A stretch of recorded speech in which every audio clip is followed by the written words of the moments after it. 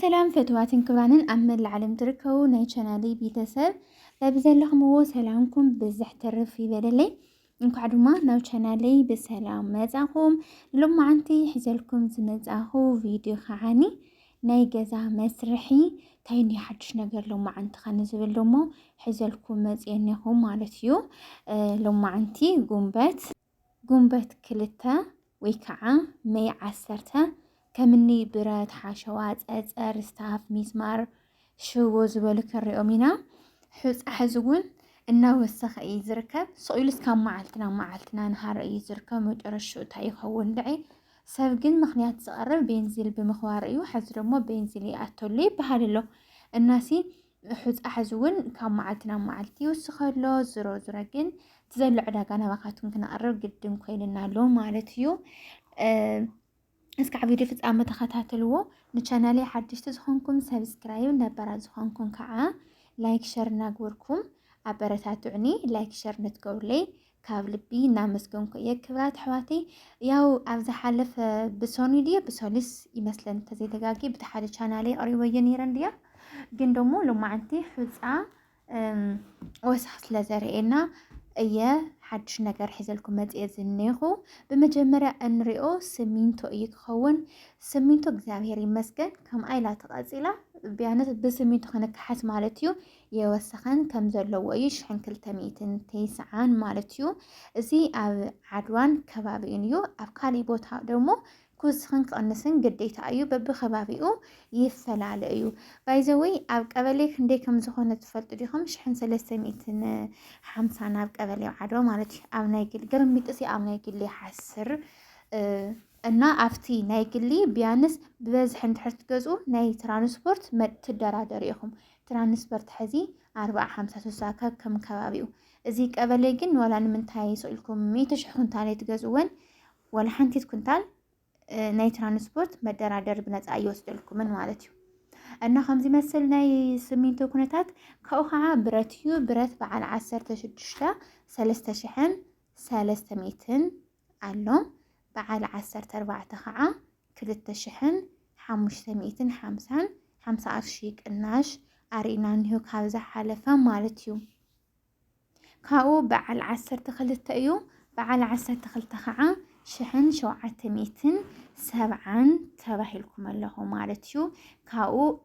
በዓል 10 እዩ በዓል 10 ከዓኒ 1240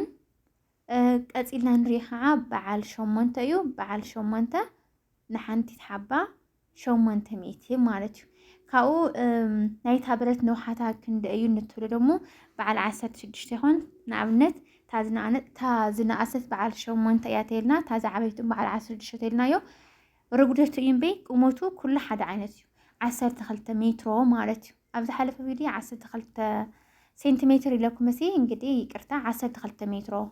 ሴንቲሜትር ዝኾነስ ሜትሮ ዝረዝሮ ታይኣፋላይ ንሄ ወዲ ኮይኑ እና 12 ሜትሮ እዩ ኩሉ 8 10 12 14 ናበልና ንፈልዮ ርጉደቱ ብቻ እዩ ማለት እዩ እና ርጋዕ ቤት ወይ ከምዚ መስል ካኡ ሚስማር እዩ ሚስማር ከዓ ን1 ኪሎ 200 ቅርሺ ን15 ቅርሺ ወሰኽ አርኢና እንዮ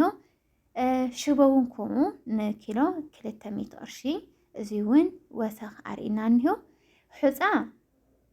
ዘረባ ይውልን በእውነት ይዘውለኩም ሓዚ ኣብ ዝሓለፈ ቪድዮ ከ45 እስከ 47 ነይሩ ደይለኩም መዓዚ ቀሪዮ የነይረ ብሰልስ ረዋ 5 ዓርቢ ሎማዓንቲ ቀዳሚ ወዶ ኣብ ውሽጢ 45 መዓልቲ ናይ 3000 ቅርሺ ልዩነት አርኢና እንዮ እና ሕፃ በዝገርም ኩነታት 50000 ተባሂልኩም ነይኹም ማለት እዩ በጣም ከቢድ እዩ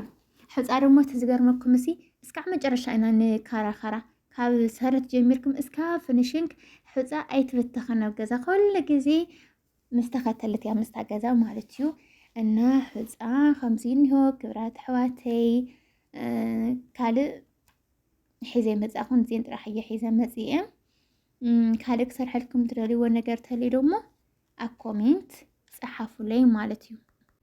ኣብ ኮሜንት ጻሓፉለይ ከምኒ ጸጸር እምንውን ሒዘየ ክመጽ ነይረ እንድያ ኣጋጣሚ ኮይኑ ሙሉእ ሓበሬታ ስለ ዘይረኸብኩ ዜን ጥራሕየ ሙሉእ ሓበሬታ 100% ከይወስኸ ይቐነስኩ እዚአን ጥራሕ ብግልፂ ይቐርበልኩም ኣለኹ ካልእ ግን ኣይጠየቕኩን ጠይቓሲ መልሲ ይረኸብኩን ማለት እየ